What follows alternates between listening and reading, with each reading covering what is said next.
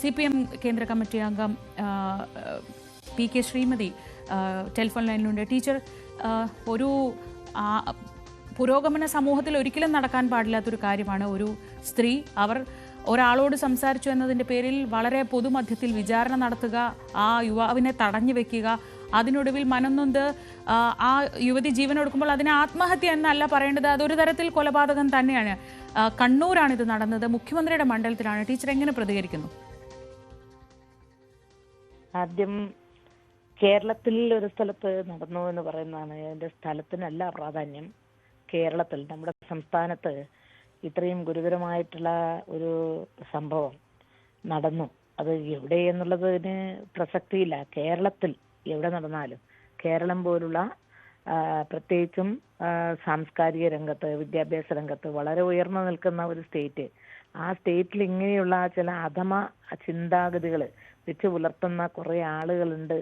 അവരുടെ ഭാഗത്തുനിന്നുണ്ടാകുന്ന ഈ ക്രിമിനലിസം, ഈ ഇത്തരത്തിലുള്ള കുറ്റകൃത്യങ്ങൾ, അത് ഒരു തരത്തിലും നമുക്ക് അംഗീകരിച്ചു കൊടുക്കാൻ കഴിയുന്നതല്ല. നമ്മൾ കേട്ടിട്ടുണ്ട് വടക്കേ ഇന്ത്യയിൽ പലയിടത്തും ഓണർ കില്ലിങ്, ആൾക്കൂട്ടക്കൊല, അത്യാവശ്യം ചില സംഭവങ്ങൾ കേരളത്തിലും ഉണ്ടായിട്ടുണ്ട്. ചെറുപ്പക്കാരെ സ്നേഹിച്ച് ജാതീയമായി ഉള്ള പ്രശ്നം കാരണം രക്ഷാകർത്താക്കൾ ഉൾപ്പെടെ വകവരുത്താൻ ഉള്ള ഇതിൻ്റെ എല്ലാം സംഭവം നമ്മൾ ഓർക്കുന്നുണ്ടല്ലോ. അങ്ങനെയുള്ള സംഭവങ്ങളൊക്കെ ഉണ്ടായിട്ടുണ്ട്. പക്ഷെ ഇത് അതിൽ നിന്ന് തികച്ചും വ്യത്യസ്തമാണ്. ഇത് ഒരു സുഹൃത്തിനോട്, സുഹൃത്തിനോട് മറ്റൊരു രണ്ടുപേരും സുഹൃത്തുക്കളാണെന്ന് പറയുന്നു. അവർ സംസാരിച്ചതിനെ സംബന്ധിച്ചാണ്, സംസാരിച്ചത് കണ്ടു എന്നുള്ളതാണ് പ്രശ്നം. ഇവിടെ ഇപ്പോൾ അങ്ങനെ എന്തെങ്കിലും തരത്തിലുള്ള സദാചാര വിരുദ്ധമായോ അസാൻമാർഗികമായിട്ടോ എന്തെങ്കിലും തരത്തിലുള്ള ഒരു പ്രശ്നം കുടുംബക്കാരുടെ ഇടയിൽ അത് ഒരു വിഷയമായിട്ട് വന്നിട്ടുണ്ടെങ്കിൽ അതിന് നമുക്കിവിടെ നിയമ സംവിധാനങ്ങളുണ്ട്. അതിന് പരാതി കൊടുത്തു കഴിഞ്ഞാൽ ഇത്തരത്തിലുള്ള ആളുകൾക്കെതിരെ നടപടിയെടുക്കാനുള്ള നിയമങ്ങളുണ്ട്. അതിന് പകരം ഈ പെൺകുട്ടി 3 മക്കളുടെ ഉമ്മയാണ്, ചെറുപ്പക്കാരിയാണ്, 40 വയസ്സിന് താഴെയാണ്, യുവതിയാണ്. അപ്പോൾ ഈ ഒരു ചെറുപ്പക്കാരി മറ്റൊരാളുമായി സംസാരിച്ചോ, ഏതെല്ലാം തരത്തിലുള്ള സുഹൃത്ത് ബന്ധങ്ങൾ, ഒന്നിച്ച് പഠിച്ചവരായിരിക്കാം, അല്ലെങ്കിൽ ഒന്നിച്ച് കോളേജിൽ പഠിച്ചവരായിരിക്കാം, അതല്ലെങ്കിൽ ചിലപ്പോൾ മറ്റു പല ഏതെങ്കിലും തരത്തിൽ അങ്ങനെ ഭർത്താവിൻ്റെ സുഹൃത്ത് ബന്ധത്തിലൂടെ പരിചയപ്പെട്ടതായിരിക്കാം. ഇങ്ങനെ ഏതെല്ലാം തരത്തിൽ പലരും ബന്ധപ്പെടുന്നുണ്ട്. നമ്മുടെ കുട്ടികൾ ലോകത്തിന്റെ എല്ലാ ഭാഗത്തും എത്തുന്നുണ്ട്. അവരെല്ലാം ആരോടൊക്കെ സംസാരിക്കുന്നു, ആരോടൊക്കെയാണ് പെരുമാറുന്നത് എന്നൊന്നും നമുക്കറിയില്ലല്ലോ. ഇതിപ്പോ നേരിട്ട് കാണുമ്പോഴത്തേക്കും ഉടനെ തന്നെ അവരെ സമൂഹ മധ്യത്തിൽ വെച്ച് വളരെ മോശമായ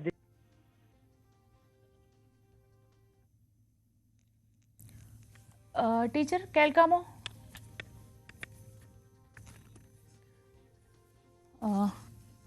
ടെലിഫോൺ ലൈൻ കട്ടായെന്ന് തോന്നുന്നു. CPM കേന്ദ്ര കമ്മിറ്റി അംഗം PK ശ്രീമതി ടീച്ചറായിരുന്നു പ്രതികരിച്ചുകൊണ്ടിരുന്നത്.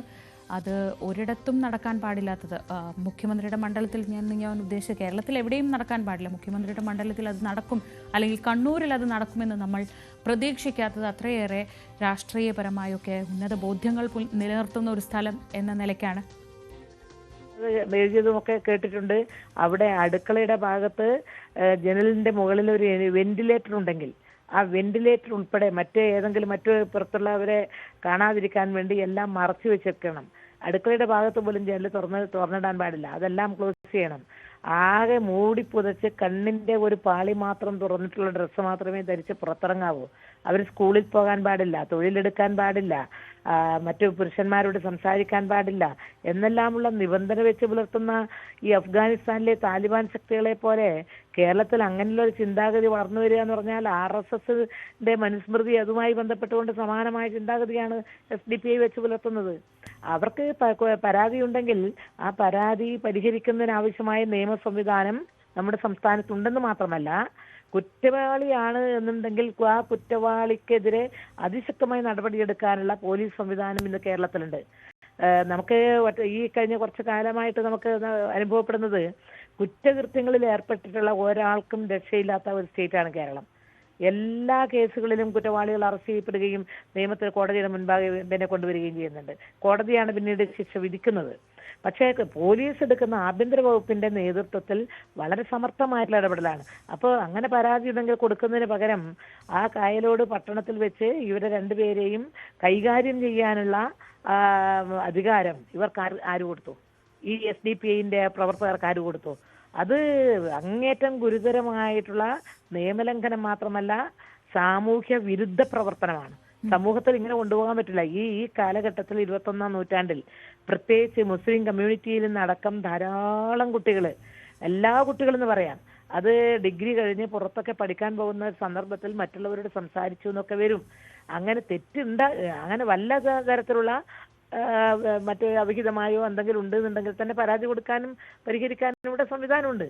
അത്തരമൊരു സന്ദർഭത്തിൽ നമ്മുടെ കേരളത്തിൽ കണ്ണൂർ ജില്ലക്കകത്ത് കായലോട് പട്ടണത്തിൽ കായലോട് പ്രദേശത്ത് ഇവർ കാണിക്കുന്ന ഈ കാണിക്കുന്ന ഭീകരത, ഇതൊരു ഭീകരതയാണ്.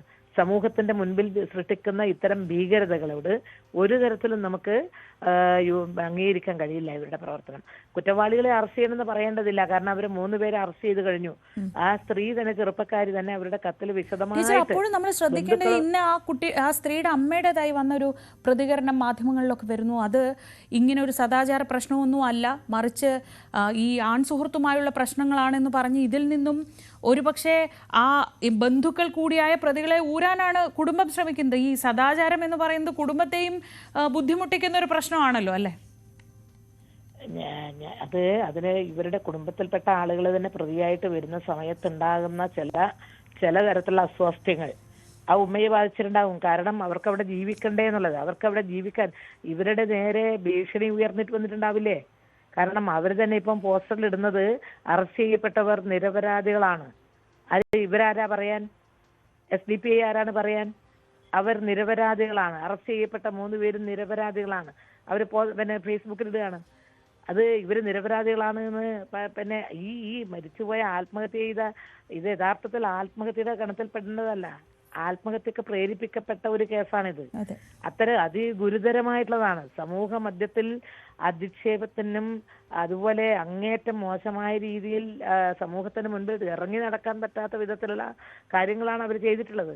അത്തരമൊരു ആത്മഹത്യയുടെ ഭാഗമായി അവർ ആത്മഹത്യക്ക് മുൻപ് എഴുതി വെച്ചിട്ടുള്ള ഈ കാര്യങ്ങളിൽ പറഞ്ഞിട്ടുള്ളവരെ സംബന്ധിച്ച് ബന്ധുക്കളായിട്ട് പോലും അവർ എഴുതിയെന്നല്ലേ മനസ്സിലാക്കേണ്ടത്.